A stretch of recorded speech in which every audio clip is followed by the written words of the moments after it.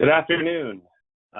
Thank you for joining into the webinar here today. Today is a co-sponsored webinar from a co-sponsored webinar by MacMine Analytical and the Chinese American Chromatography Association. The title of the webinar is a bioanalysis webinar, LC and LCMS of intact protein biotherapeutics and their variants, and panel discussion with industry experts. So I'd like to talk about our partners first. We partnered with the Chinese American Chromatography Association.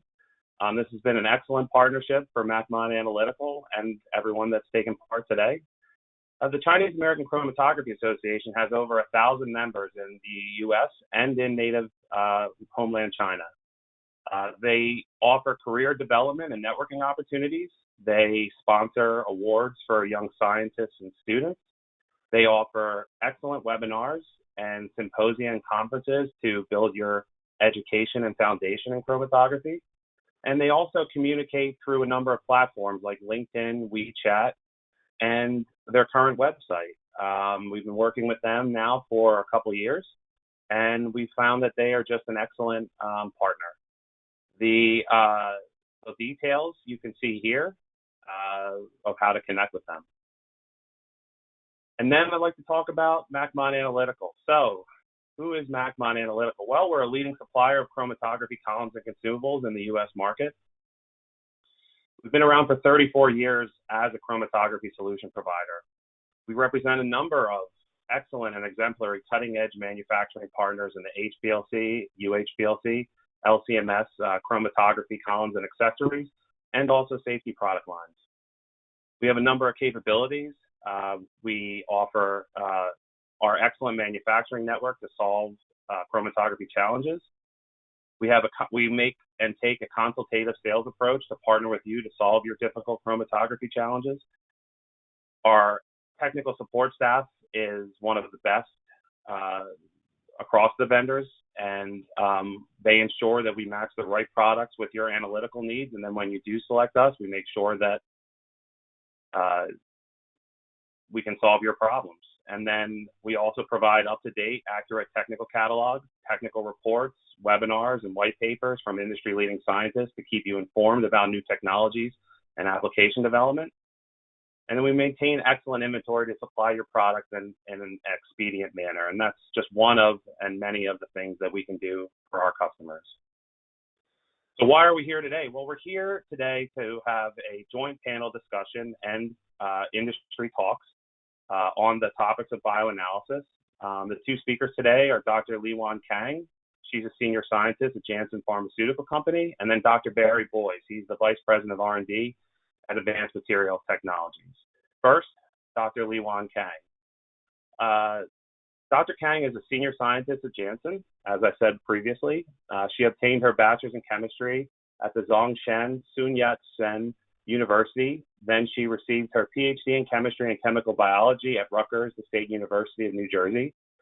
Liwan joined Frontage Laboratories after graduation and worked on bioanalysis, method development, and validations on both small and large molecules, as well as regulated study support. In 2015, she joined Janssen and has been supporting preclinical and clinical bioanalysis activities since then.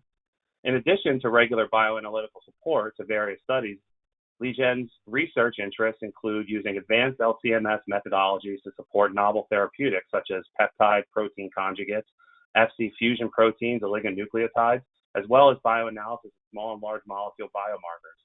Liwan has published a number of high-impact articles, including intact protein analysis on analytical chemistry and a recent review paper about LCMS bioanalysis of intact proteins and peptides. And with that, I'd like to introduce Dr. Liwan Kang.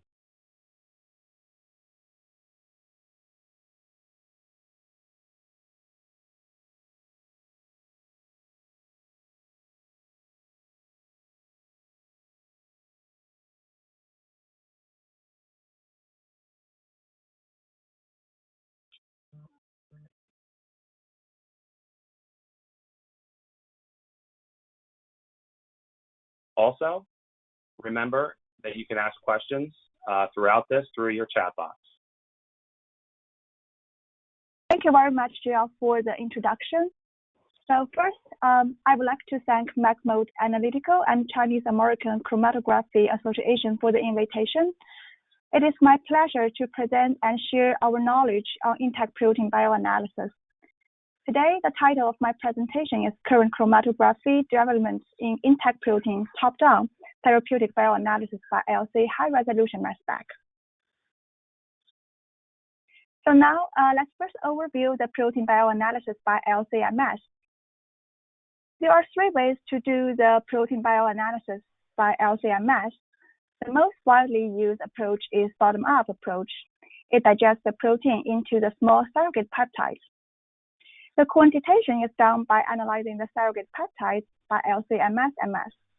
Recently, with the development of high-resolution mass spec, the top-down approach starts to emerge, and it is used in protein bioanalysis. Top-down approach analyzes the protein as a whole. So after the immunoaffinity capture, the protein sample directly injected into the high-res mass spec. It can simultaneously provide the quantitation and catabolite ID information. However, it has its limitation of low sensitivity. Middle-down approach settles in between the bottom-up and top-down approach. It analyzes the large molecule by several pieces. With the smaller molecular weight of subunits, the sensitivity of certain subunits could be improved. Same as the top-down approach, it can provide simultaneously quantitation and catabolite identification. So now let's first look at the workflow and how does it do the quantitation and catabolite identification. So the workflow is using the immunoaffinity capture combined with the LC high-res mass spec. The analyte was captured from the biological matrix using the magnetic beads bound with capture antibody.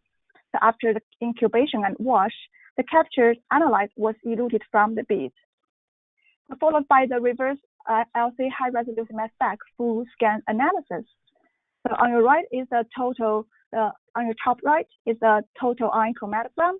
You can see the peak is broad, which is typical for the intact non-reduced antibody without the TFA as a modifier due to the ion suppression. So the raw spectrum, which is under the TIC, is a raw spectrum of the mass to charge ratio from 2000 to 4000 is shown. And the raw spectrum was deconvoluted by the software to elucidate the zero charged molecule ions of the component in the sample.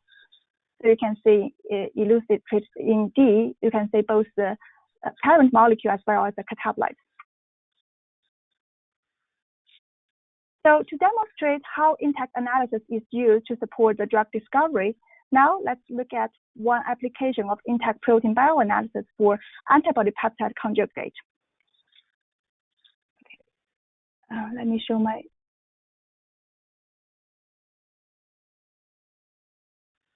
So the PYY, the peptide tyrosine, is a gut hormone regulating the food intake. It has very short half-life in vivo. To extend its half-life, PYY is chemically modified here, and conjugated to a map. And this is a cartoon for this molecule. At the start of the program, one challenge for bioanalysis of this molecule is no suitable surrogate peptide to represent intact molecules. The bottom-up approach could not help to quantify the active species. In addition, immunoassay was not available due to the lack of suitable antibody for PYY peptide with a chemical modification. So we developed the intact top-down approach, which helps in both quantitation of active species as well as understand the catabolite and soft spot on the PYY peptide. So on the bottom right graph, this one, it is a PK profile for mapped PYY in monkey plasma. The red square represents the total antibody, which is measured by the surrogate peptide in the Fc region. And the green triangle represents the intact molecule, which is measured by the intact top-down approach, the whole molecule. So the intact active species has a shorter half-life than the total antibody. The intact top-down approach provided the critical information about the active species PK parameters, which is the key for the human dose prediction. So now let's focus on the LC high-resolution mass spec technical challenges for intact protein bioanalysis. So the reverse phase LC is the most widely used chromatography coupling with some mass spec due to the electrospray compatible mobile phase. However, Using the reverse-phase LC to separate intact protein is very challenging. Proteoforms often have similar physical-chemical properties, making their separation extremely difficult. In addition, the diffusion coefficient of protein is relatively small compared to small molecules, increasing the time taken for mass transfer, resulting in a chromatographic band broadening. Recently, with the application of the core shell technology, the separation and the band broadening of protein is greatly improved. However, the good separation of intact protein solely rely on the RPLC is still challenging. The unique feature of intact protein bioanalysis using the immunoaffinity LC high-resolution mass spec. As high-res mass spec can differentiate the protein variants by molecular weight, so the low-resolution separation by LC dimension can be compensated by the high-res mass spec. The immunoaffinity capture sample cleanup technique greatly reduces the interference from the biological matrix. However, one big challenge is the sensitivity. So for bioanalysis, the target analytes are from the in vivo sample, and to get a good understanding of terminal elimination phase of the assay sensitivity is the key. So as you can see from the previous slide, the PK profile of PY by map. So for the intact PY by map, the concentration decreases as time increases. So the assay sensitivity determines the accurate prediction of the elimination kinetics of the compound. So to elaborate this a little more, so here are chromatogram and the spectrum from two proteins, the IgG1, which is around 142 kilodalton, and dulaglutide, which is around 62 kilodalton. For intact protein bioanalysis, the LC condition is usually very generic. So listed on the right is the mobile phase column, flow rate, temperature, and gradient. For both proteins, the top chromatogram is the TIC, the total ion chromatograph, and it's very broad peak. As dulaglutide is much smaller than IgG, so it elutes out a bit earlier. The raw spectrum is shown in the middle panel. Because of the molecular weight difference, the mass range is different for two proteins. The bottom panel shows the deconvoluted spectrum. So for IgG1, the different glycoforms did not really separate by the LC, but differentiated by the mass spec. For dulaglutide, this is an in vivo sample. Besides the parent molecule, catabolites also present in the sample. So despite several thousand molecular weight difference by the catabolite and parent, they were not separate under LC, but can differentiate by the high-res mass spec. However, this does not mean the LC separation is not important for the LC high-res mass spec, but a good separation for different protein species and a better peak shape are always desirable. Plus, the better peak shape sometimes can increase the sensitivity. Now, let's look at recent publication on intact protein bioanalysis. I know this is a BDA table, but I will walk you through it. The intact protein bioanalysis was emerged just recently, so our lab is one of the pioneer labs working in this field. So this summary table is from our recent review paper of LC-MS bioanalysis of intact protein and peptide. It includes the applications of intact protein analysis using LC-MS after 2015. In the table, so the analyte information, the molecular weight of analyte, the LOQ level, whether the IS is used or not, the sample volume, the injection volume, the sample preparation method, LC condition, data processing methods, percent bias and percent CV, and the reference are included. So many labs have established the top-down protein bioanalysis to support the drug discovery. So the first three are from our lab about the intact quant of the IgG1 and the simultaneous quantitation of intact protein and catabolite identification. Wenjing and the co-workers from SciEx demonstrated the intact quant of ADC. Christian Landstrup and co-worker from Novartis demonstrated the multiplexed human IgG1 quantitation at intact level. Yue Zhao and co-worker from BMS showed the sequential workflow of high-res top-down approach and LC-MS and MS bottom-up approach for small protein conjugate. Jack Kelly's group from GSK showed both middle-down and top-down analysis of antibodies. Jack Hinion's group from Q Square explored the top-down native intact protein bioanalysis. Kevin Bateman's group from Merck compared the top-down intact protein and middle-down subunit approaches for LC high-res protein bioanalysis. So in today's talk, we're going to focus on the LC part. So in this slide, the LC condition is highlighted by red for the RPLC. So the LC column packing supports both the silica-based and polymer-based are used. So for silica-based column, the C4 column chemistry is most widely used for the large protein like MAB. For small proteins like C8, the C8, like this one, 11 kilodalton C8 column is also used. Biphenyl is becoming a popular one, and it provides different selectivity. So currently, we're using the biphenyl column. For polymer-based column, PLRPS and the monolithic column are often used. Particle.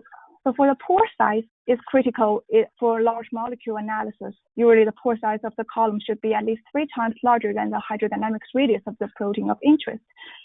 So for IgG, the pore size should be at least 300 angstrom, and usually the 1,000 angstrom used.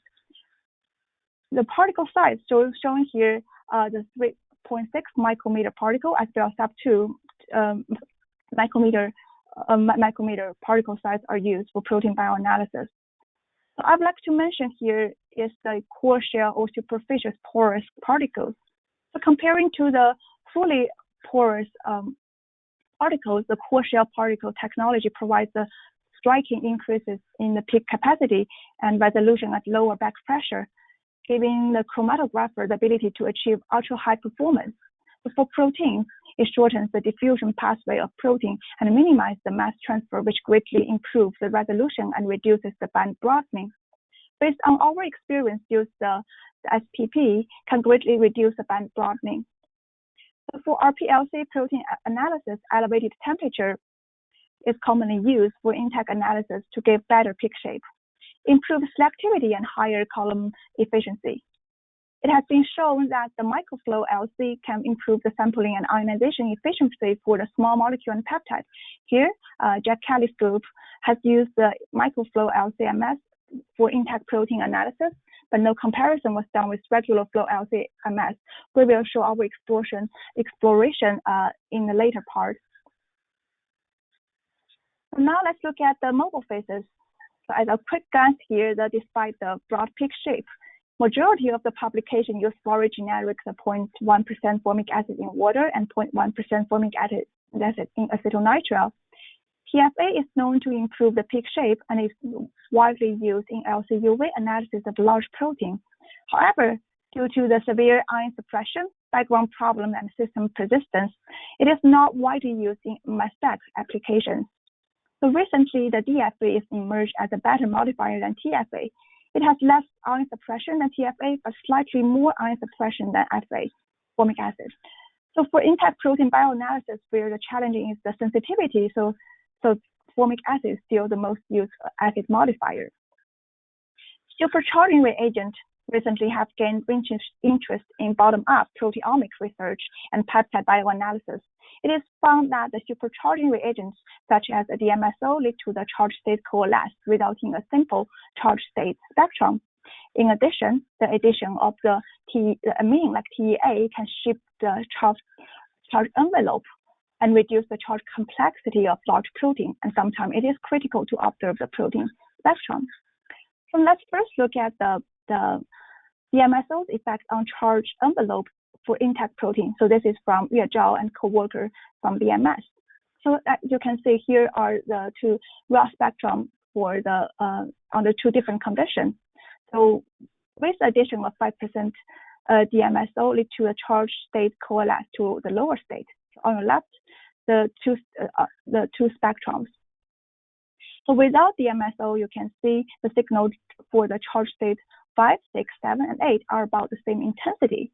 And with addition of 5% DMSO, the charge state coalesce to a lower charge state 5 and 6. And most importantly, the peak intensity for those two charge states will increase.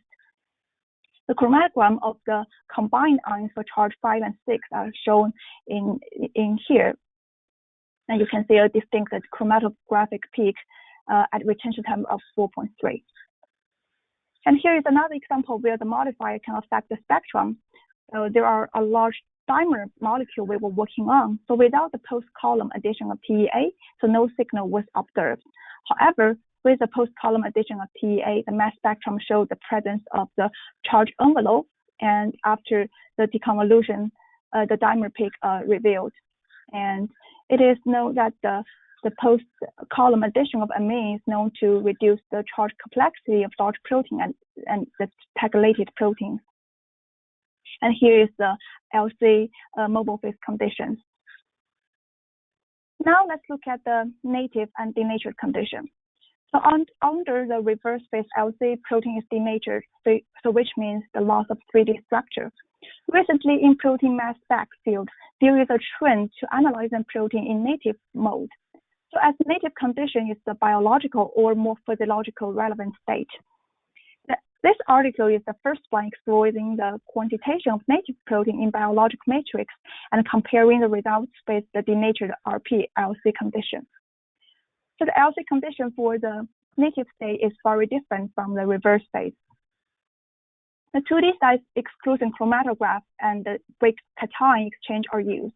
So the fat column separates protein by size, with the large molecule eludes first and then the smaller molecules. For the weak cation exchange, and it's the protein is separated by the charge present, so the pH gradient is usually used to load and elute the protein target. The salt buffer for the native condition is critical because the salt buffer are needed to help the protein fold. At the same time, it needs to be volatile so that it's compatible with the mass spec. So usually like a 50 or 100 millimole of osmodium acetate is usually used. So here is the TIC and the raw spectrum of IgG1 in denatured and condition and then the native condition. In native condition, the protein is well folded, and less accessible sites can be protonated, resulting in a higher mass to charge ratio and less charge state comparing to the denatured state. The work successfully quantified the antibody in native form using a 2D LC high-res mass spec. Comparing to the RP-LC denatured condition, under native condition, the sensitivity is much lower, which is due to the suboptimum electrospray solvent. So now let's look at all the recent chromatograph development in intact protein bioanalysis in our lab. So after testing the different LC conditions for intact protein bioanalysis, we optimized the original condition. Here shows the spectrum of original fully porous C4 condition versus the spectrum of current SPP diphenyl column. So the sample is the 10 microgram of the human IgG1 spiked in the mouse plasma. So one big difference between the two TIC is the peak width. So using the halo diphenyl column 1000 angstrom at 60 degrees, it greatly sharpened the peak. And the raw spectrum and deconvoluted spectrum, the peak intensity is about like 3 times higher than the original condition. We also tested halo C4. It gave similar response as halo diphenyl for IgG1 protein. However, when we compare the LOQ, it is the same with the original condition. We compared signal-to-noise ratio, and at the ULOQ, the signal-to-noise of the halo column indeed was 3 times higher than that of the FPP-C4 column. But the sensitivity advantage on the halo column gradually lost when the concentration decreased to the LOQ. So this is very puzzling. We hypothesized that the loss of instant sensitivity may be related to the increased background noise at lower concentration, and the absorption issue at lower concentration may also contribute. Then we move to explore the microflow LC-MS. The microflow LC is known to improve the sample efficiency and ionization efficiency. This cartoon show is from SciEx is a good description of high sampling efficiency for micro-LC comparing to the regular flow, high flow. For microflow LC, more confined spray makes it easier to pour the ions into the mass spec, and less solvent makes it easier to charge the unlike molecule, which improves ionization efficiency. The higher ionization efficiency at lower flow rate increases sensitivity in mass spec in LC-MS. However, the sensitivity increases is different depending on the analyte. So we set up the micro LC-MS and compare to the regular flow LC-MS. The column chemistry, sample preparation, sample volume stay the same. The regular flow LC condition is shown on the top row. So 2 microflow LC configurations were tested. One is trap and elute, and the other is direct injection. To gain a balance between the throughput, robustness, and sensitivity, we choose a 0.3 millimeter ID for the micro column and 50 micrometer ID for the ionization electrode. The typical flow rate under this condition is 10 to 50 microliter per minute. To maximize the sensitivity gain, we use the 10 microliter per minute flow rate for the analytical column. So for analysis of the plasma sample, 50 microliter is used as injection volume. For the direct injection, only loading one cycle of the sample loop at a flow rate of 10 microliter per minute, it takes 5 minutes to load the sample. So the use of trap and elute here is mainly to increase sample loading volume while maintaining short sample loading time. Showing here, loading 50 microliter of sample at a loading flow rate of 30 microliter per minute, it only takes 1.7 minutes to load the sample. So ideally, it is better to use a trap column that is less retentive with a large particle size. However, because the intact protein analysis on the microflow LC is still a new area, there is only limited selection on the trap column in terms of column chemistry and dimension. So with limited column selection in our current instrument configuration of forward trap and elute, the sample has to migrate through the entire length of the trapping column before reaching the analytical column. Because of this, a trap column of same diameter particle size of the analytical column was used, and the only difference was the shorter length. So we compared the chromatograph and the spectrum of map in each solution analyzed by regular flow LCMS, trap and elute microflow LCMS, and the direct inject microflow LCMS. The regular flow condition showed lower total ion count. The trap and elute microflow had peak tailing issue, which was due to the forward trapping and elute, and the same retentive trap column as the analytic column, and which leads to no refocusing on the analytical column. The direct inject microflow gives the symmetric peak shape. So with the reconstruction of spectrum under the same resolution, the peak intensity of microflow is about 2 times of the regular flow LC, and there was no significant difference between the trap and elute and the direct injection. So next, I will examine the extracted sample from the biological matrix. As the direct injection configuration has no divert valve, so to protect the mass spec, the trap and elute configuration was explored for extracted sample from biological matrix. The deconvoluted peak height of ULOQ under microflow condition was slightly higher than that of the regular flow. However, at the LOQ level, under microflow condition, there was no increase of signal intensity for the microflow LCMS. So thus, it is concluded that there was no improvement in acid sensitivity using micro LCMS in current conditions for the tested IgG1. We have discussed this with Albert X about it, and it is suspected that it increased the background noise with the analyte under the microflow condition may cause the overall no improvement of the sensitivity. So the signal to noise in 2 conditions is the same.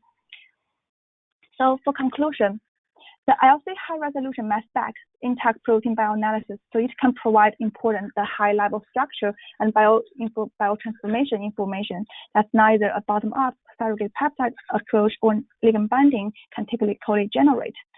So the challenging for the intact protein bioanalysis is limited sensitivity.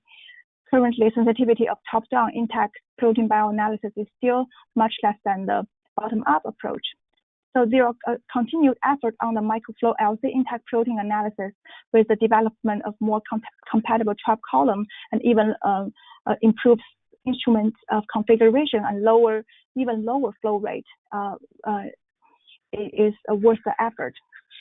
So although we did not observe the increased sensitivity under current tested conditions, so we believe with the advancement in the field, the improvement in intact protein bioanalysis will be expected. So last but not the least, so I'd like to thank all my group members for their unconditional support for this work, especially my supervisor Wen Ying and our director Naidong, who are always behind my back and have been great mentor ever since I joined Janssen. Ying worked with me on the micro LC microflow LCMS and provided great help. And I also like to thank my colleagues and collaborators from our therapeutic area and SciEx.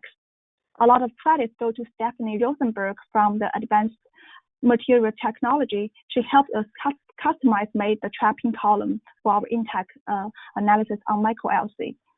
Also, I'd like to thank to Eddie Faison from MacMode Analytical. He provided great help on our Halo columns. And with that, I'm ready for any questions.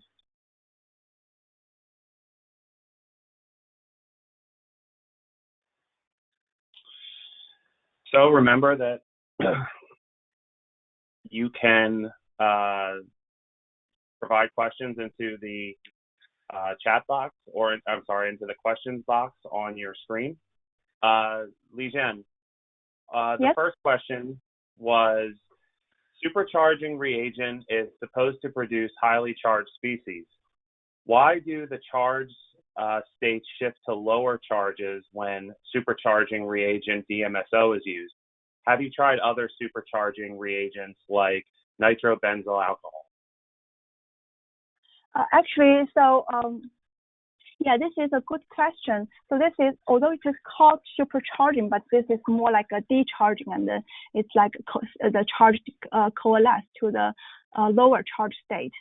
Yeah, so this is this for DMSO. This is observed in both the peptide and also in the intact. So it's really coalesce the charge state to the and because of this coalesce of the charge state, it increases the intensity. We haven't really tried any this supercharging reagent. So this is actually the work from the BMS.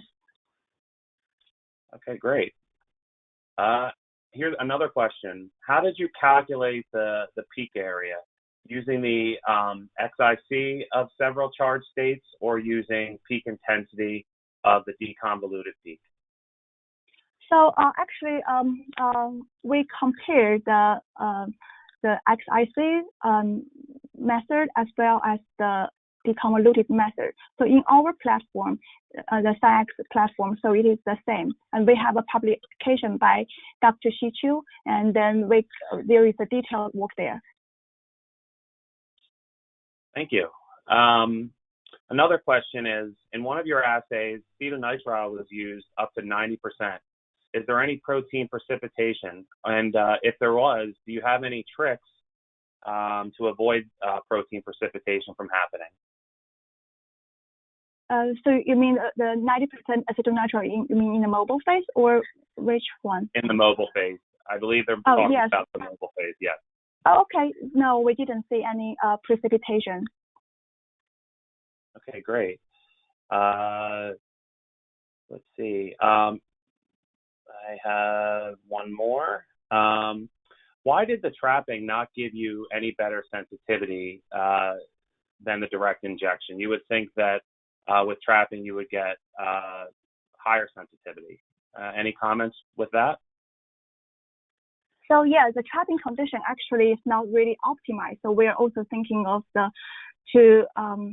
so the trapping column there are several the advantages. Usually we use the trapping column. So first is to get the sample more clean, and then there's a refocus. So first is to clean up the sample. Second is to get a refocusing effect on the analytical column, and but then for our current setting up of the trap and elute, so it is a forward setting up, the forward trap and forward elute, and under this condition, so there is no refocusing effect, and also it is the same retentive as the analytical column, so it does not really provide the benefit it should provide, because right now currently for the intact protein there is not many selection of the trap column, so our condition is just a really preliminary trial, and there should be we need to, with a more customized trapping column, there may be more improvement. Okay, great. And when you're using 1% formic acid in the mobile phase, or alternatively using high concentrations of TFA in the sample and not in the mobile phase, in both cases to improve peak shape and alter the charge envelope. Is that what you were going after there? So TFA, we didn't really, we actually, so TFA we usually do not use on the mass spec because it has an ion suppression effect, but there are publications using it with the lower amount of TFA. But then we tried the DFA because the DFA does not have that much of ion suppression. But then we compare it with the FA. The DFA, the peak shape is better, but then it still has some ion suppression compared to the formic acid. So we still stayed with this formic acid acid modifier. Okay. Well, we're getting a ton of questions, so this will be great for the panel discussion.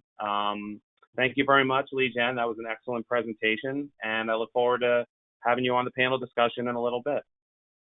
Thank you. Okay, now we're ready to introduce the next speaker. The next speaker is Dr. Barry Boyes.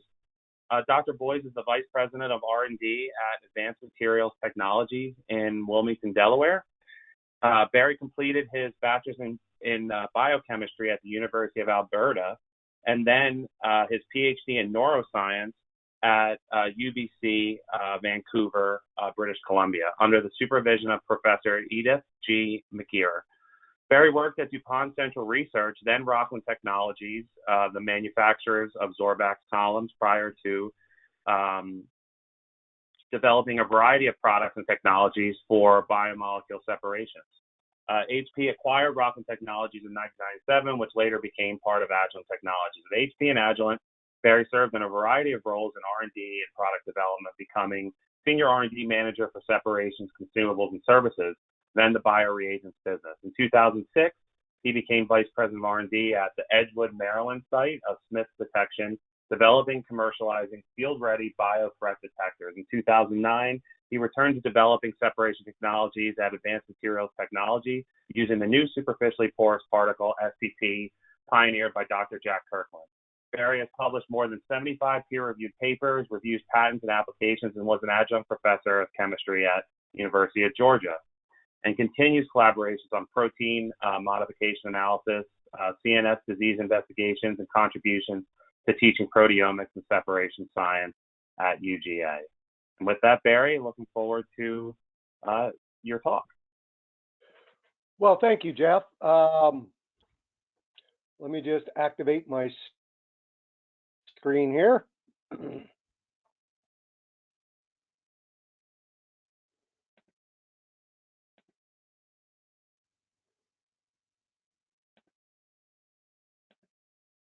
Well, for some reason, it's not going into full screen mode on my screen. Can you see it there? Ah, there we go. Okay. Well, for whatever reason, went to the end. First of all, thank you everyone for coming by on a lovely day today.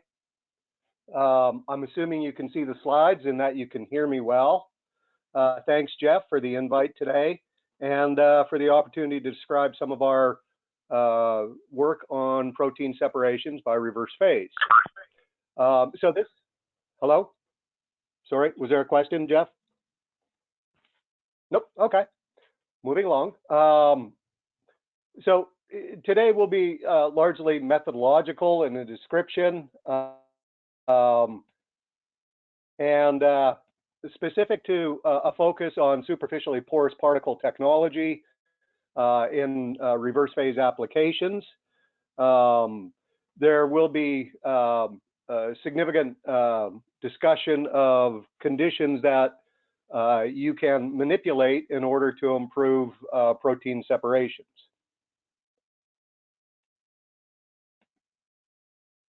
Oh, there we go. Okay, so superficially porous particles, for those unfamiliar with it, are not a brand new concept. The conceptual basis for superficially porous particles was laid like 50 years ago by Dr. Kirkland. And in that original patent filing from 1967, you see the basic idea on the left-hand side diagram in this slide, where you have a impermeant central core of solid silica surrounded by a permeant and porous coating of silica sol to form the shell around the superficially porous particle. Now, as we look at this cartoon, you can see that the details here could be quite important. How big the internal particle is, the impermeant core, as well as the thickness of that shell, and the size of the sols used to form that shell. All of these are important for how you're going to conduct a chromatographic separation, and also how you're going to go about building such a particle. So we spent quite a bit of time working on that. AMT specifically specializes in this technology, and we're the larger producer of superficially porous particles worldwide. This is the material that launched Advanced Materials Technologies. This is circa 2006.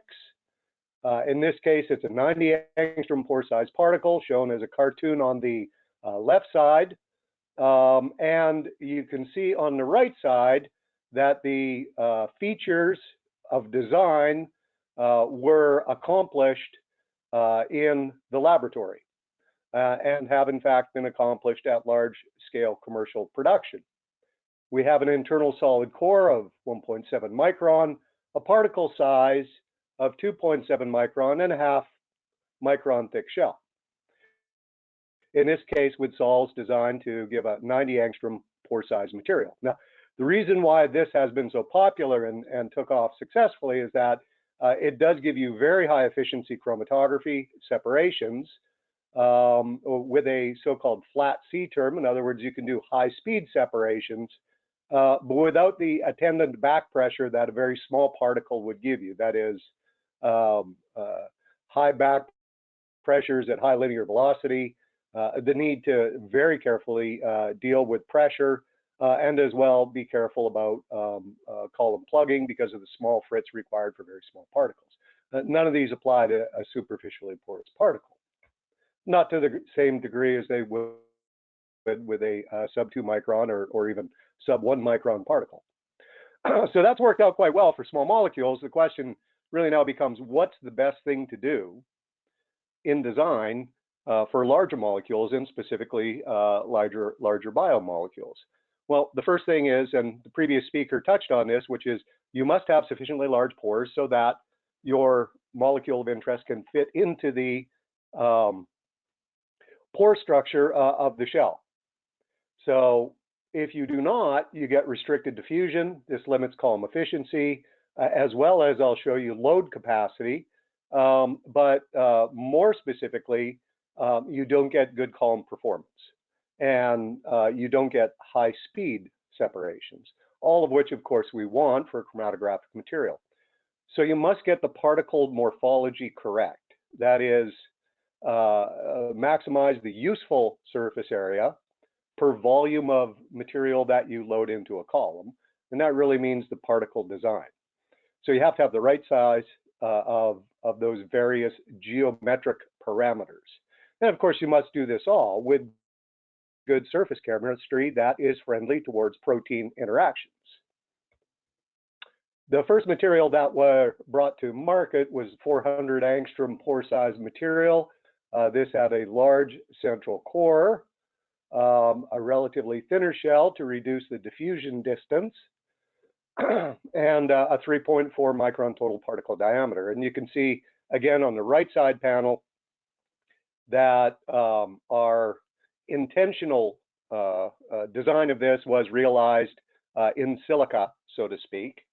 So our in silico went to in silica, and we were able to build a wide pore, superficially porous particle that we found was useful for protein separations and was able to be operated efficiently with larger molecules at reasonable flow rates.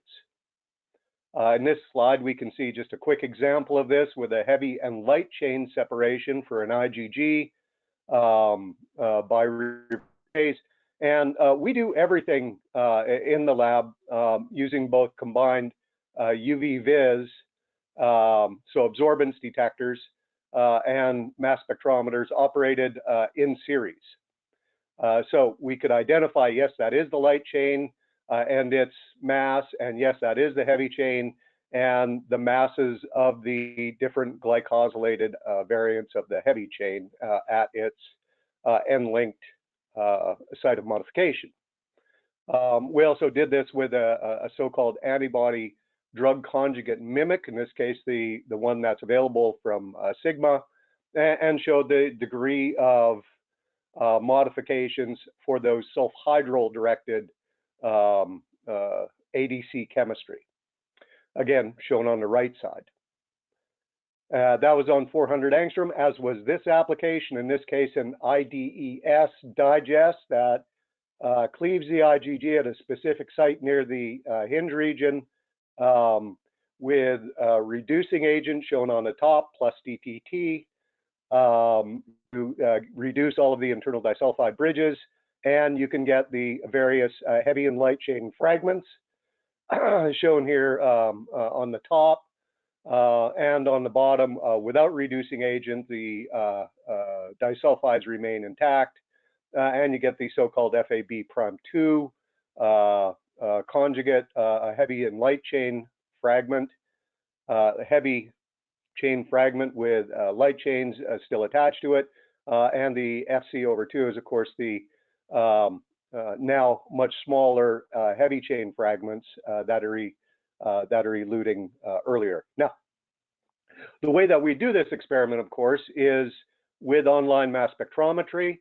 So in the middle panel, you can see the raw signals as well as the deconvoluted masses, so that we can obtain information about the glycosylation state, the exact masses, plus some of the modifications at the termini. This is really why protein chemists like fast scanning, high resolution mass spectrometry, because we can obtain all of this information in a single experiment using the combination of reverse phase separation with a suitable mass spectrometer that has sufficient resolution. Okay, so the next issue that came up is, well, restricted diffusion. Have we really addressed all of the associated issues with restricted diffusion? And again, the previous speaker pointed this out a little bit, which is that you really want to have pore sizes in a porous structure that are much larger than the molecules that you're trying to separate. And the reason for this, and this is well worked out both in static theory as well as in dynamic simulations. The references are shown on this slide for the original static theory by Dech Adaloch and Dean, and then built on subsequently by Bob Meyer and Mark Schur, working with us at AMT, as well as off on their own little Idaho. And we've modeled this out for chromatographic separations to understand how big do the pores really need to be, how thick does the shell really need to be, what are the impacts on chromatographic separations when you get up to IgG size molecules. The take-home message here is that you lose efficiency as the molecular dimensions of the molecule begin to come even close to that of the pore structure. So our next effort was to increase the pore structure, pore size. And the next product out of the gate was this 1,000 angstrom superficially porous particle. This is the current state of the art in superficially porous particle structures for larger biomolecules. And our design was a 2.7 micron particle with a 0.5 micron thick shell with significantly enlarged pores. You can see in the middle panel a scanning electron micrograph that shows that, in fact, those sol particles that are part of the superficially porous shell are big. And when we cut through it with a focused ion beam, you can see the internal structure, which is importantly not filled with voids or otherwise showing great defects, which do have a negative effect when present on chromatographic efficiency. In other words, you will get band broadening if that is not a densely structured shell with these large pores. Our first material was a C4 of this superficially porous particle. We've subsequently come out with a number of different chemistries. I'll briefly touch on that in a moment. But this has been part of an evolution in terms of design and commercial realization of improved stationary phase materials for conducting protein separations, starting with the 400 and in the last several years, the 1000 angstrom. So I'm going to change subjects a little bit and talk somewhat about mobile phase modifiers. There was some brief discussion of that with the previous speaker who favors formic acid. We use DFA and TFA quite a lot. TFA if we're not doing mass spectrometry, and DFA if we're doing spraying directly into a mass spectrometer. We've also obviously used formic acid for that purpose. Now, the reason why, one of the features of TFA and DFA that make them desirable is that they do have lower pKa, so they fully ionize, whereas formic acid does not under the conditions of reverse phase separation. So it only partially ionizes or dissociates, whereas DFA and TFA are very strong acids, comparatively speaking, and do fully dissociate. And this is important for good chromatography, as it turns out. So you're at a little bit lower pH and you have a fully dissociated acid with these fluorinated acids. Now, where this is most obvious is in peptide separations. And this is an example of a tryptic digest. I believe it was of a monoclonal antibody, where we're comparing the same concentrations of difluoroacetic acid, formic acid, and trifluoroacetic acid. And you can see two features here. One is DFA does show some ionization suppression, even with peptide-sized material, compared to formic acid at the same concentration, but nothing compared to the ionization suppression that you get with trifluoroacetic acid. So this is why we tend to use difluoroacetic acid for LCMS.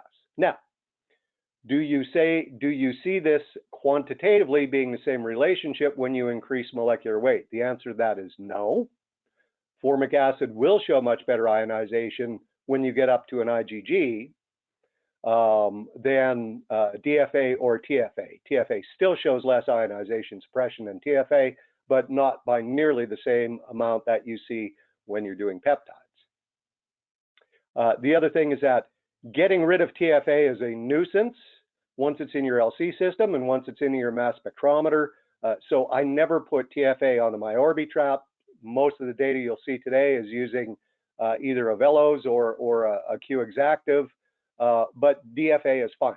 It washes out immediately. It has no negative effects on the mass spectrometer or on the LC system, which is something that you may think about if you start using so-called supercharging reagents, is what's it doing to your instrument? Okay. This is a separation basically showing what's good about superficially porous particles, comparing a 1000 angstrom pore size material to a 300 angstrom pore size material. The 1000 angstrom is superficially porous. The 300 angstrom material is a sub 2 micron. They're both quite efficient columns. Clearly, for protein size analytes, the superficially porous wide pore material is just much more efficient. Much better peak shapes, better resolution on the back end of the peak where some of the variants are eluding. In addition, there's a significant improvement in retention. And this is because you need to be able to have access to the solid phase interactive surface if you're going to get higher retention or larger load. And I'll qualify that last statement in a moment. Now, is it unique to the separation I just showed you, which was trastuzumab? No, we see this with all monoclonal antibodies. You do get significantly better peak widths, higher column efficiency for an IgG size molecule with a wider pore and a superficially porous particle morphology. Well, the whole purpose of having a superficially porous particle is to flatten the C-term. Now, to do this experiment, because we're talking about a protein separation, you need to do it under gradient elution conditions. When you get up to 150,000, you cannot do an isocratic separation, a Van Diemter plot that's meaningful. So we use a fixed gradient volume and compare the peak volumes, so normalized to the flow rate, in order to realistically compare these effects. And you can see the same advantage, a superficially porous particle across a significant flow rate gives you pretty acceptable maintenance of column efficiency as you go to higher flow rates. So mass transfer is improved. Same thing whether you're using TFA or DFA. Now, what about load? Because we have a much lower surface area material. Again, this is a function of accessible surface area. So with a 2.7 micron, 1,000 angstrom pore size material, you get increased load tolerance. Now, this is important when you're doing smaller variant analysis. So clearly, a superficially porous particle just works better for that consideration. So that takes care of some of the considerations, the major considerations about particle morphology and characteristics. What about other features of the separation that we can consider? Well, one is, of course, bonded phase manipulations. Having options for bonded phases is always something that should be examined and could be desirable. Mobile phase manipulations, I briefly touched on choice of acids, but we'll talk very briefly on organic modifiers. And of course, operational temperatures. We've known for many years that protein separations can suffer poor recovery if you do not use elevated temperatures. Okay, well, the first is we most recently introduced the diphenyl bonded phase. This is just a cartoon showing its ball and stick and van der Waals surfaces. We think, and there has been literature to support, that the diphenyl or aromatic bonded phases can have real utility for protein separations. So we built one that's very dense, very stable, and which we've maximized the desirable characteristics of the surface chemistry. Now, the whole purpose of having different surface chemistries for a reverse phase separation is that you would like to be able to manipulate retention and selectivity. So this is a comparison showing just 4 standard out of the freezer, sigma proteins, and looking at retention and selectivity. And we do see significant selectivity differences across these different aromatic compared to 2 different alkyl bonded phases. And there's nothing in the sequence structure or other characteristics of the protein that I could use to explain why there are specific retention differences or selectivity differences. However, these do not correlate with small molecule retention. They seem to be highly specific to each protein, but they are useful selectivity differences for manipulating or optimizing a separation. Most importantly, you're not seeing these different bonded phases show big differences in peak widths. So they are all approximately equally efficient. And this is an example, again, with trastuzumab showing a reverse phase separation, in this case using trifluoroacetic acid in a mobile phase, where you see subtle differences on the back end and even a little bit on the front end of selectivity changes in the minor variants in this biotherapeutic preparation. There's clearly the ability to manipulate selectivity as you change the bonded phase. Okay, this is a complex slide, but there's actually some really useful information in here that we found.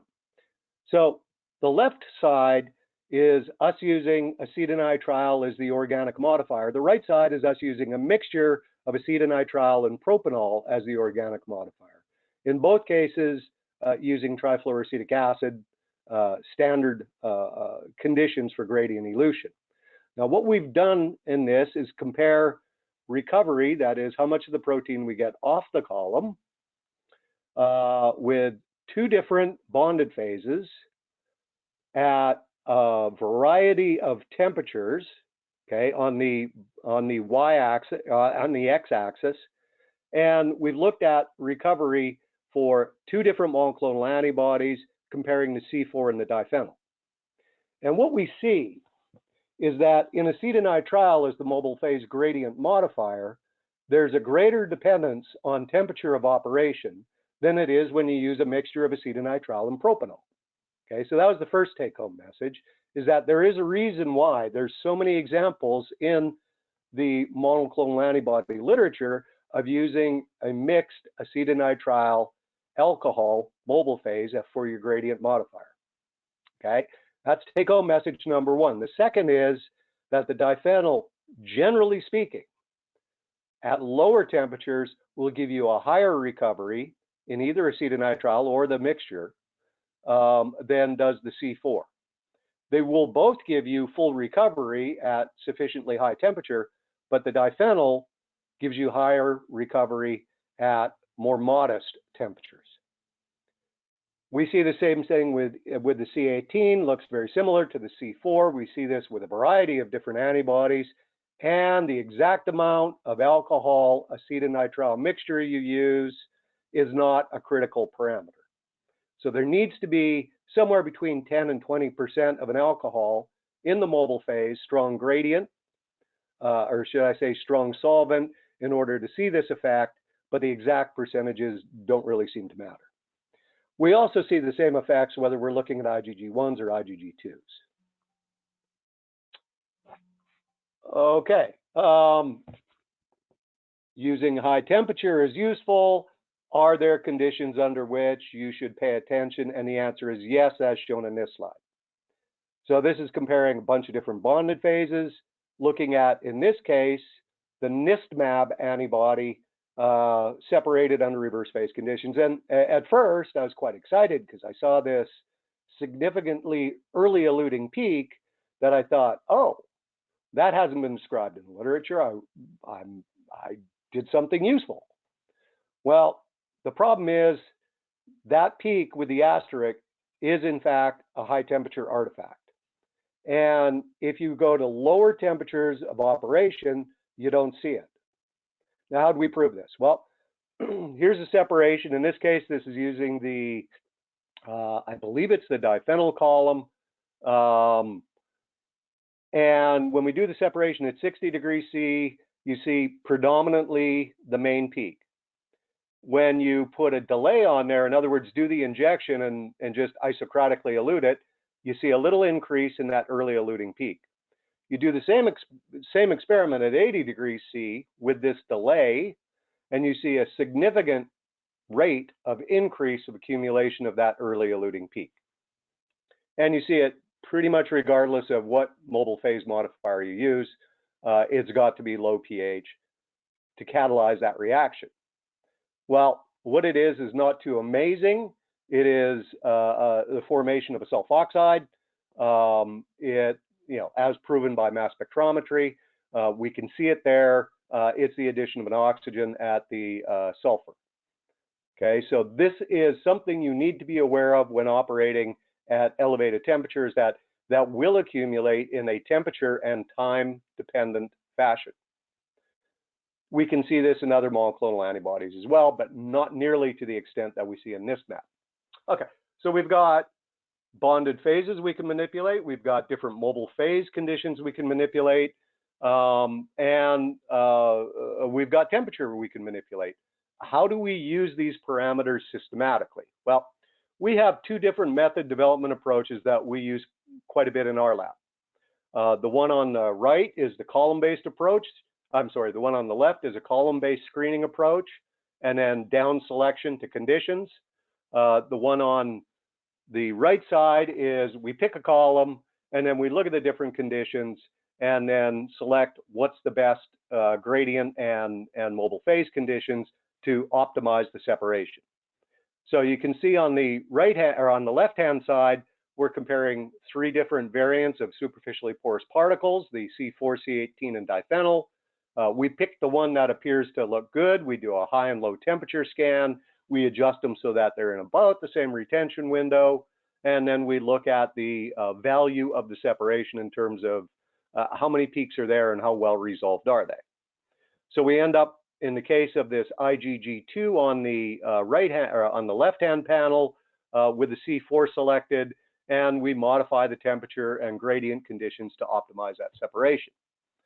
On the right-hand side, we decided to start with the diphenyl.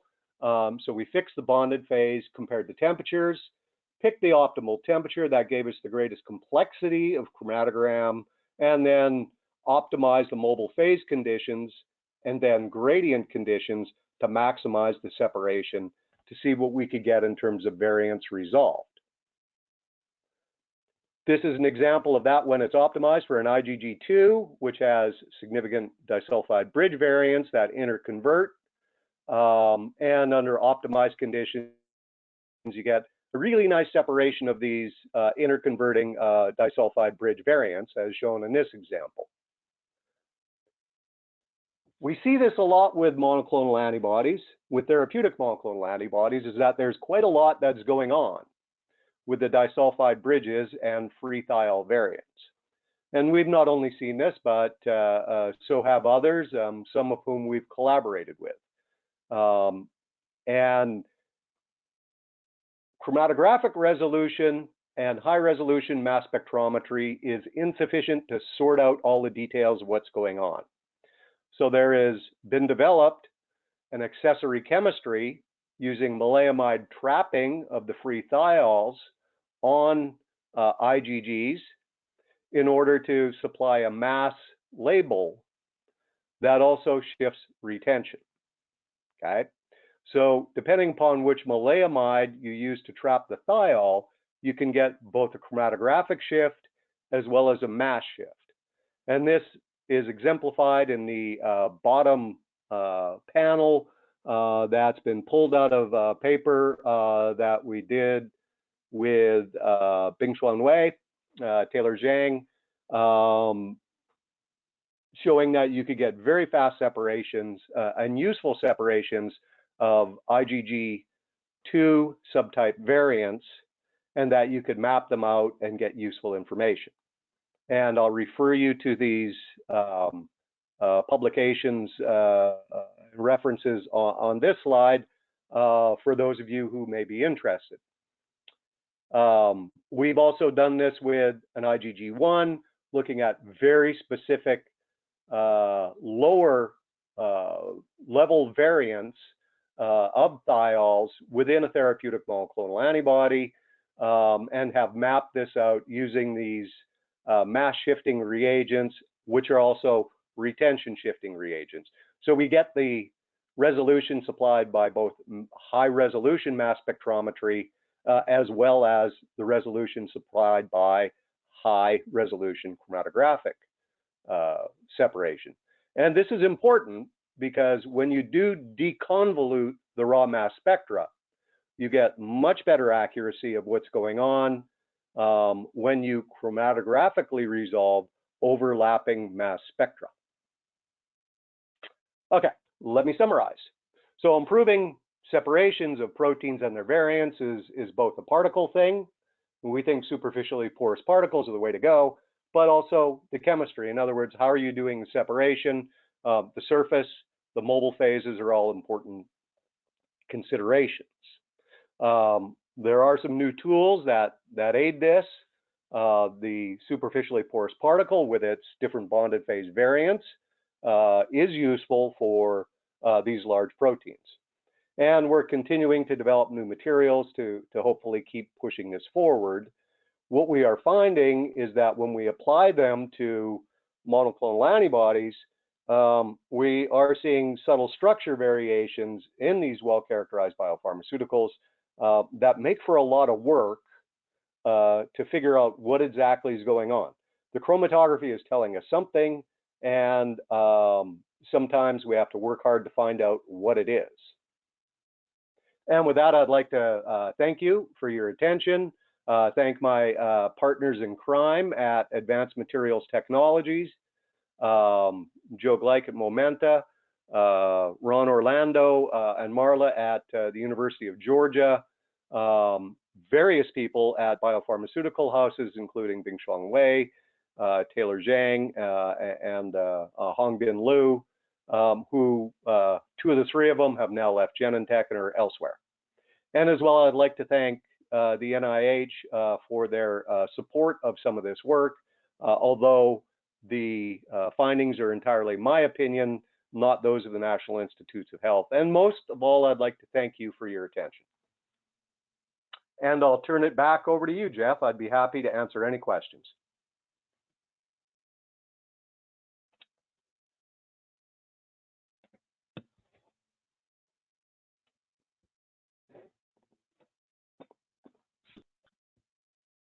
Hold on one second. Okay. All right. So just a reminder, you can type any questions into the Q&A box for Dr. Boyes. So one question here came in. Do you have a theory as to why there is a loss in recovery at lower temperature? The comment goes on to say ionization efficiency or loss due to degradation or possibly sticking to the column? Yeah, so we see it with both UV as well as with mass spectrometry. So they parallel each other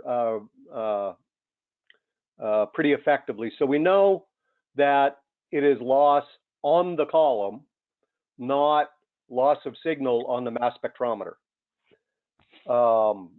It's mass load up, and that's why it's so important to get full recovery, because there's two closely related issues there. One is, if it's not coming off the column in that run, when's it coming off the column? In subsequent runs, ghosting, background, these are all killers for a good analytical method. So getting full recovery absolutely is a necessity to have an accurate analytical method.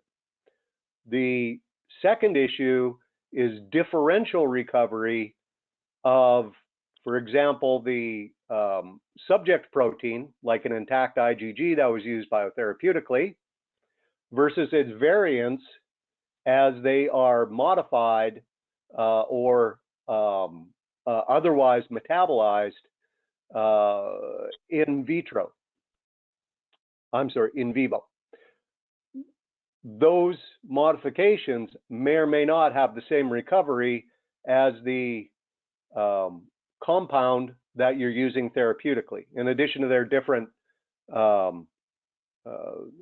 pharmacologic profile, they may have different analytical profiles for recovery or for sticking to the column. And then for the organic mobile phase, is there a reason you use isopropanol versus ethanol or methanol? Yeah, high purity. We've had better luck with getting very high purity isopropanol than we have had other alcohols. Now, that's not a problem for methanol. The thing about methanol is it doesn't behave exactly the same way as the longer chain alkyl alcohols. Isopropanol and 2-propanol behave very similarly, and they're not really all that different from butanol in terms of what happens with protein reverse phase separations. But butanol tends to be much more viscous, as does isopropanol. 2-propanol's got a little bit less viscosity, so a little bit less background, or a little bit less pressure, and it's clean for mass spectrometry. In terms of recovery, they'll probably have slightly different set points for how much you need in there to get full recovery, but we haven't worked it out to those details. Methanol, unlike the longer chain alkyl alcohols, appears to cause more tendency to get precipitation of proteins. The longer chain alcohols tend to be less denaturing, although that's an imprecise term in the case I'm using it, less denaturing than methanol does. So methanol tends to show some recovery problems that the other alcohols don't. And then could you provide any comments on approaches to analyze glycoprotein analysis? Okay. Yeah, it's much more difficult. Well, I mean, strictly speaking, all of the monoclonal antibody separations that I showed you are glycoproteins. Resolving glycoforms by reverse phase doesn't happen much at all. There's very little selectivity differences that are expressed in reverse phase for glycovariants compared to operation in other modes like Hillock and otherwise. That's a blessing and a curse. The blessing is they all elute pretty much at the same spot, so you can contain them within a narrow window for a second dimension phase separation based on glycovariant selectivity differences. But reverse phase is a very poor choice for resolution based on glycosylation differences. Okay, well, Barry, thank you very much for the excellent presentation. We're going to move on to the panel discussion and looking forward to you jumping on there. So with this panel discussion, we, Dr. Cao unfortunately couldn't be here today, but Dr. Lijian Kang is going to be filling in for her. So please, for the panelists, turn on your video cameras, and we're going to be going over just your bios shortly. Looks like everybody is here, and I'm almost there. All right, well, so thank you very much, guys, for being on the panel. Again, remember that the panel's here to answer your questions and talking points for all the attendees. To introduce, in the middle, top row, we have, or to me, Dr. Neidong Wang. He's the scientific director at Janssen and a Janssen fellow and head of East Coast Bioanalytical Chemistry and Pharmacokinetics in Janssen Research and Development at Johnson & Johnson, Springhouse, Pennsylvania, USA. And in addition, he supports various programs at Janssen. His current research interests of his group include novel bioanalytical quantitation for biomarkers, protein and peptides, oligonucleotides, novel drug conjugates, and unique formulations. Let's see, we have Dr. Thomas Wege. He's been with MacMod Analytical. To me, he's on the bottom left. He's been in MacMod Analytical since 2008 as our senior scientist, providing pre and post sales phone and email technical support to customers, generating application data, writing technical reports, and presenting scientific papers, seminars and webinars related to UHPLC and HPLC at MacMod. Tom has also been responsible for authoring technical writing for marketing and technical literature. He received his PhD in analytical chemistry from the University of Colorado in Boulder in 1982. And then we've introduced Dr. Lijian Kang and Dr. Boyes. And then also now we have Dr. Michael Dong. He's the principal of NWD Consulting, which provides training and consulting services in HPLC and UHPLC method development improvements, pharmaceutical analysis, and drug quality. He was formerly senior scientist at Genentech, research fellow at Purdue Pharma, and senior staff scientist at Applied Biosystems, PerkinElmer. Michael holds a PhD in analytical chemistry from the Graduate Center of the University of New York, and he has over 130 publications. He's also a best-selling author. And with that, let's talk about bioanalysis. So, esteemed panel, one of the questions that came through a lot was, where do you see bioanalysis head into the future, and any types of workflows or improvements that you would like to see. Why don't we start with Naidong? Hello, everyone. This is Naidong Wen. So glad to have a discussion with all of you. I think that the bioanalytic is very important. I think we are one of the only few departments in the pharmaceutical companies going from discovery all the way to post submission approved. And so for bioanalytic, I think we support both preclinical studies as well as clinical studies, and also some in vitro studies. I will see the bioanalysis in the future, especially on the chromatography side. I think it's continuously to look into improve the sensitivity of the bioanalytic assay, and I think that's one of the one of the biggest challenge is the sensitivity. I think the sensitivity is the key for bioanalysis, right? So right now, I think we have a variety of technologies, I think, which provide a complementary support to each other. For example, LC-MS, ELISA, qPCR, and so on, flow cytometry.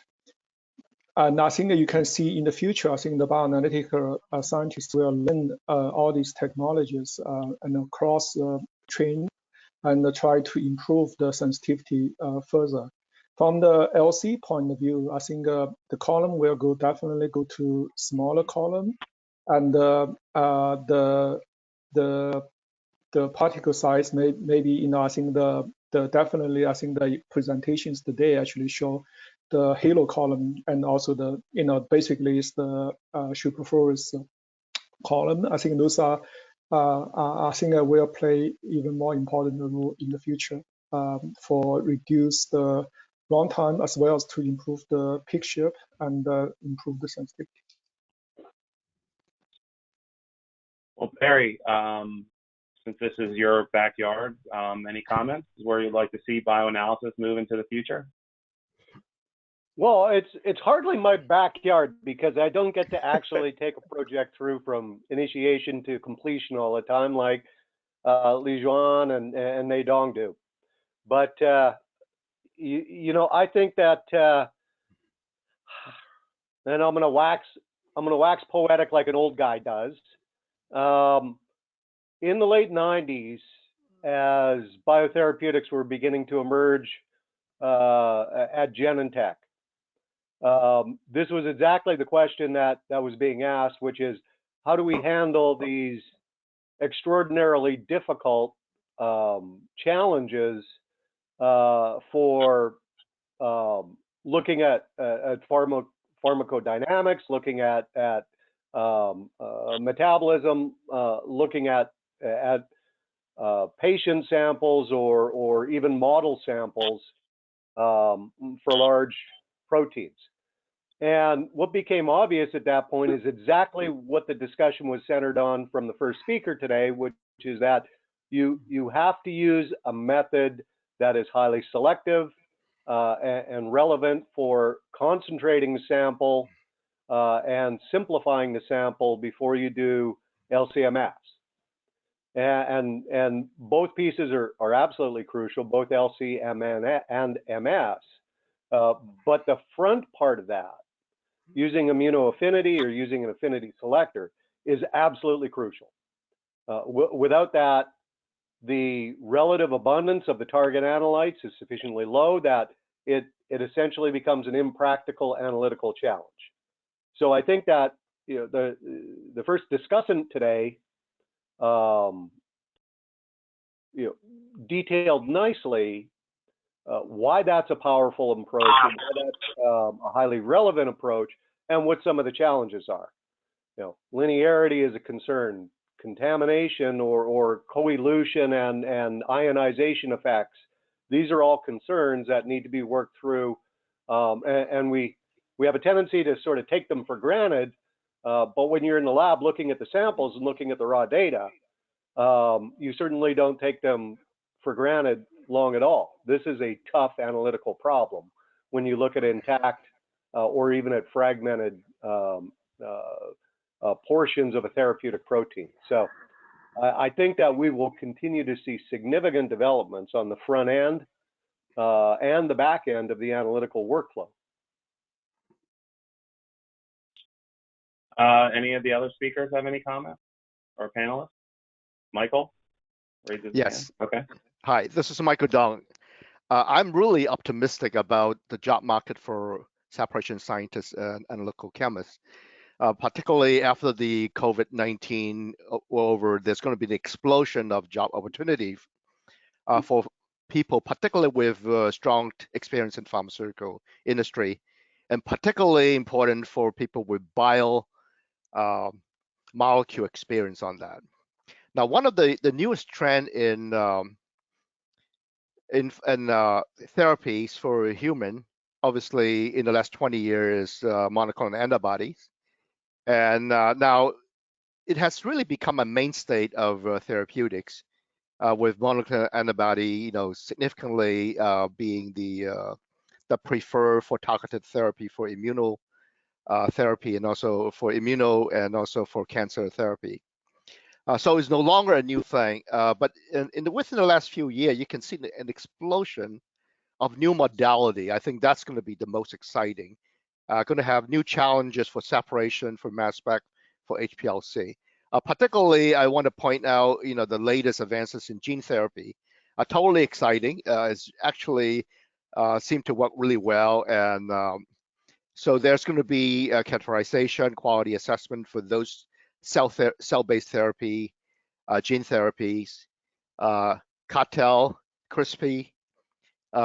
Definitely, vaccine is going to be it's an old modular, but it's revived with some modern technology. Antisense oligonucleotides, RNA. It's just going to be a explosion of new modality, and really needing a lot of experienced pharmaceutical separation scientists to really help the quality assessment and also development of these major new application in human disease mitigation. So I think it's a great time to be a pharmaceutical analytical chemist these days. Excellent. Tom, with handling all of the technical support that comes in, what are you see from our customers that have chromatography challenges that tend to arise during their ability to inject proteins and peptides? What do you see as things that they're having difficulty with, and things that you're hearing on a regular basis? We can't hear you. You're muted. A lot of the problems that people have are with column fouling, or maybe incomplete sample cleanup before they carry out their analyses of the biomolecules. And that's true of even the small molecule separations, where they may not want to go to the detail they need to in order to clean up samples prior to analysis. That's pretty much the biggest area that I see. Okay. And then from Li Jian, from your experience, what chromatographic challenges do you see come up fairly often in your work during your bioanalytical workflow?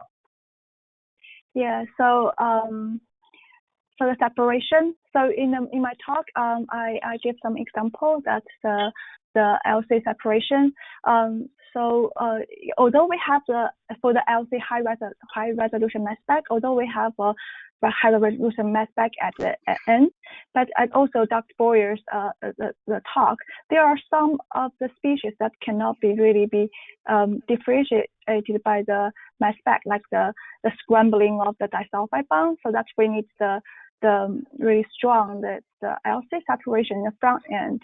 And although sometimes the multiple species can co-elute at the same time, but based on our experience, for some of the examples, the co-elution have the ion suppression of each other. So sometimes it will cause the the quantification point of view to cause the bad performance. So the example I gave today is for the intact, so basically also the intact mat, because we have a really good front end like immunoaffinity capture, so the sample is pretty clean, so we do not really see that much. But when the sample become really, the complexity grows, so the front end separation is very important. Yeah. Okay, great.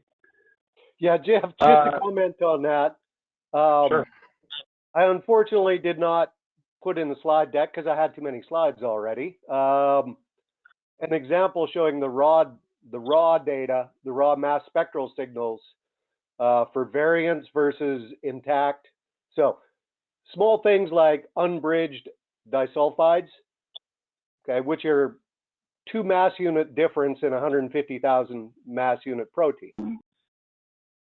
You would think are going to see some subtle differences, but there's 2 things that are obvious looking at the raw data. One is that they're chromatographically resolving. Okay. The second is the ionization efficiency is hugely different, an order of magnitude different for the scrambled, for the unbridged disulfide compared to the fully bridged intact protein. Now that's just reduction of a single disulfide bridge. So, and it's different depending on which disulfide bridge is reduced. In other words, the ionization relationship in concentration for these molecules is extremely complex and not obvious. It's got a lot to do with tertiary structure and or other effects that we just don't really have a firm grip on. Interesting. Any other comments about that? Neidong, anything to add? Yeah, I think everyone said it already very well. I think it's definitely, I agree with Mike. I think it's a lot of opportunities for bioanalytical scientists. As a general, I think for the separation scientists in general, I think we will see a lot of challenges and opportunities. One question that came in specifically for you, Neidong, is you mentioned small columns and you see a trend moving to smaller columns. I think everyone would agree that the 2.1 millimeter ID is probably the flagship column for most LCMS analysis. But how small do you think people will eventually standardize on, column ID wise? Yeah, I think that's a very good question. I think right now, I think the people are moving towards maybe the 2 millimeter column for bioanalysis is still pretty standard, especially if you're running a lot of GLP and clinic samples, right? And where you may not need to have the ultimate sensitivity. But eventually, I think if you are working with, for example, some of the more challenging biomarkers at the very low concentration, or you are doing the proteomic or metabolomics and you need to have sensitivity, then I think people are going to the micro flow system, micro column, which is maybe 0.1 to 0.5 millimeter. And I think right now, I think also the nano system is available, and I think it has been frequently used in the proteomic metabolomic areas. But for bioanalysis, I think because we need to have a high reproducibility, right? Because you cannot run the curve, then the run gets stopped in the middle of the run. I think so far, unless you are doing very good cleanup upfront and you have very robust setup, then people tend to stay away from the very narrow column at this moment. And I think it really depends on the need. I think you will see in the future all columns at different dimensions will go parallel in existence, depending on the need of your application.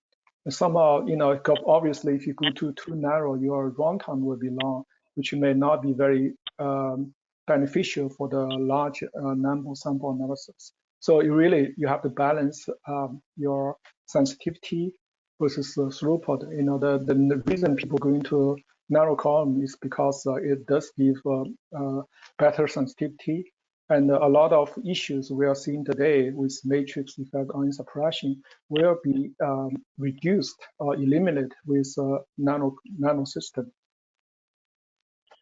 Tom, Michael, both of you have experience supporting and working with nano systems. Any comments in your experiences? Well, actually, I did not really work too much on micro or nano system. I'm going to say that I do back to different a little bit about going to smaller ID column. For myself, I've been thinking quite a bit about what is the best optimum column ID. And for the last 10 years, definitely last 5 years, I've been advocating 3mm ID column, mostly for the QC market and mostly for small molecule analysis. I really don't think that for bioanalysis that much different than small molecule in the QC arena.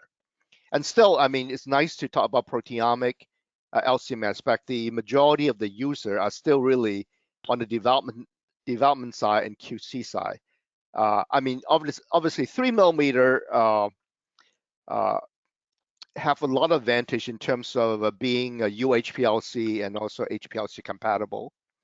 In addition to having UV, I think every time we talk about sensitivity, we have to differentiate mass sensitivity and concentration sensitivity. You don't really lose sensitivity by using large diameter, but you can inject more, right? So on the mass spec, it's different. It's a mass sensitivity detector.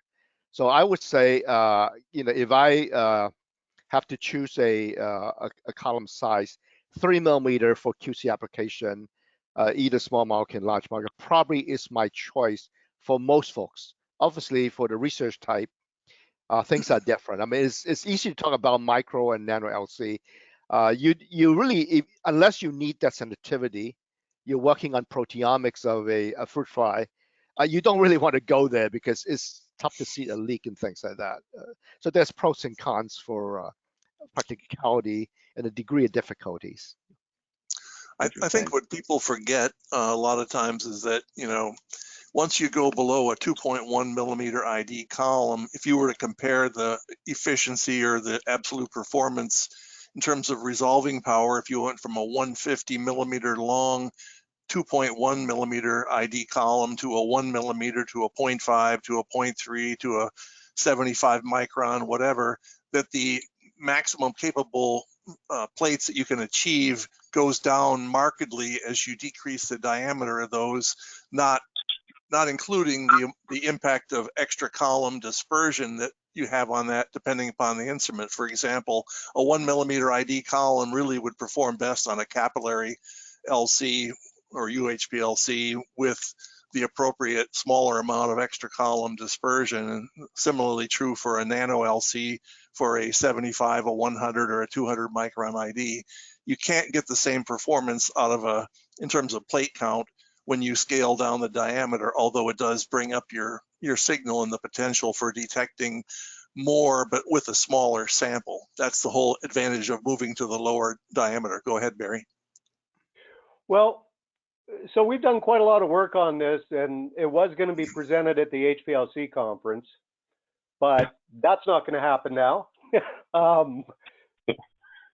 There is no reason why 1mm ID columns should not be as efficient as 2.1mm or 3mm ID columns.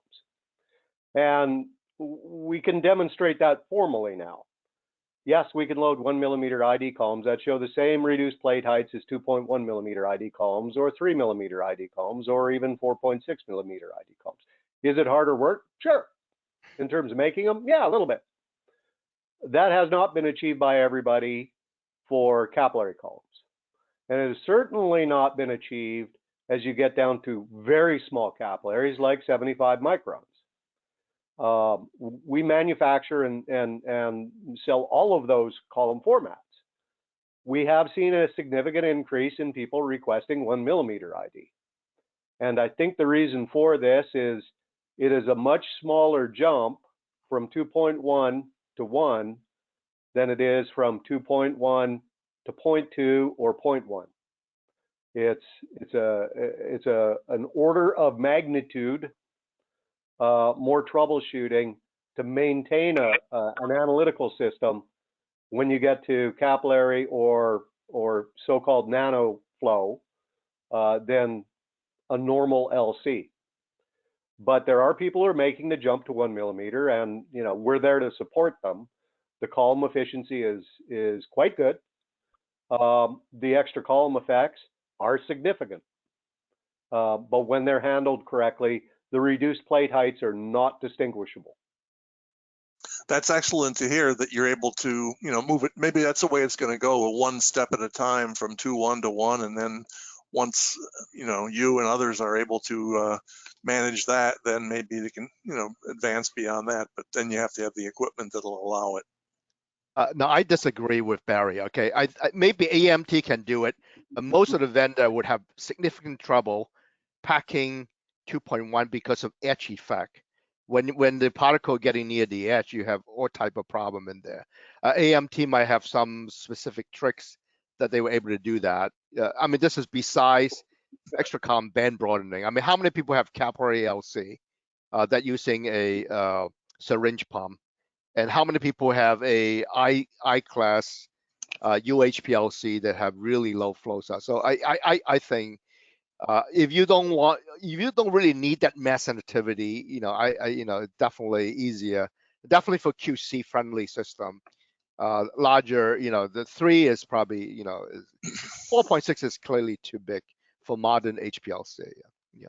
But anyway, I mean, I'm just back to differs. Hey, Michael, we're in practical agreement on this because 98% of the work we do on protein structure is on 2.1 millimeter ID. Right. Obviously, yeah. You need that sensitivity. Yeah. You do. But how many people do LC mass spec? Right, 10% or it's a little bit different. But when you're not sample limited, there's really no need to go to the smaller ID. The reason why you want to have the smaller ID is so you can get more signal with less sample. If you got plenty of sample, doesn't really matter. Yeah. Right. Oh yeah, no. I mean, I understand fully. I'm not saying you're wrong. I'm just saying that when you look at the whole perspective of the users, the whole market, things like that. Yeah. So there will be a lot of people experiencing this in the next few weeks. If you shut down a 2.1 millimeter ID system for a week and then come back in and bring it back up, you're running in a half hour or an hour at the worst. If you shut down a 1 microliter per minute system and then come back to work and need to bring it back up, you've got a 1 or a 2 day process going on. That's the huge difference still is it's just nuisance value. It's not rocket science, it's nuisance value for having a system that's fully capable of being reproducible. Also, like capillary LC is really like custom made, right? Yeah. So yeah, it's just from the reproducibility from column to column is another issue for once again for quality control. Yeah. Okay, I think we. I will say, I agree all of you. I think it really depends on the application. And also don't forget about your lab setup, right? If you have a dedicated academic lab, just specialized in certain application, then it's a lot easier to set up very complicated nano system with a trapping, maybe 2 trappings in front of that to clean up and also increase the loading, right? But think about in a pharmaceutical companies, it's very difficult to do that because in our lab, we support multiple programs from different therapeutic areas. Your same instrument can be used today and tomorrow for different programs. So the switch time is also very important. So in that sense, actually, you do want to have more generic method. That's also part of the reason, people always ask why we don't use a lot of column switch. Why don't we use the column hard card, which maybe in the QC area where you probably use more. But because we support different programs simultaneously, we have to keep our system pretty flexible. So we don't want to lock ourselves into one very complicated system that is really hard to set up.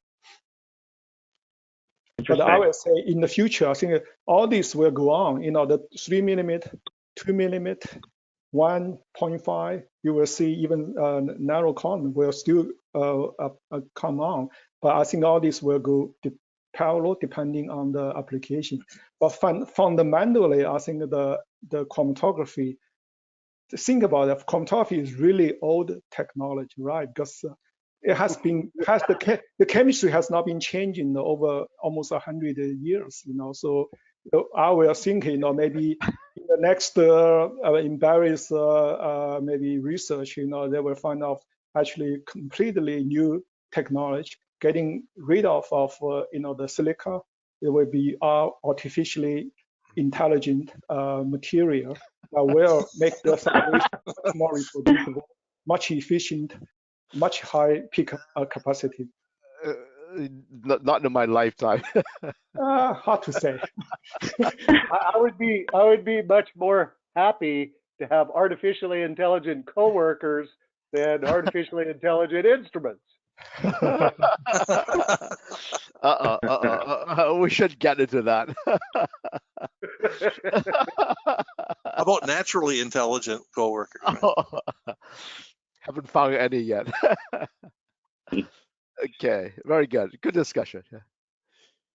Well, with that, I think that's an excellent place to wrap up. I'd like to thank everyone for joining us, and I'd like to, especially the panel, and then I'd like to especially thank Li Jian and Barry for their presentation. And we had a ton of questions came in, and you guys handled it great. And just looking forward to maybe doing another topic in the future and collaborating with the Chinese American Chromatography Association, who has been an excellent partner with us, and I'd like to thank them, and Mei Dong as the president. And so with that, thank you very much, and tune in next time. Bye-bye. Bye-bye. I know. Bye. Bye, everyone. Thanks for the invite. Thanks for attending. Take care. Bye. Yeah. Thank you. I want to say that actually it's one of the better seminar webinar I've ever attended. So really thanks the two expert speakers. I was very impressed. And usually I was not easily impressed. So Li Jiang and Barry, they just, way above my expectation. Maybe my expectation should be set a little higher. But they were super. I mean, I was impressed with the topic expertise and the clarity. Yeah. Okay. Thank you. Great. Yeah. Jeff, you did a great job. Bye-bye. Bye. Thank you. Salute.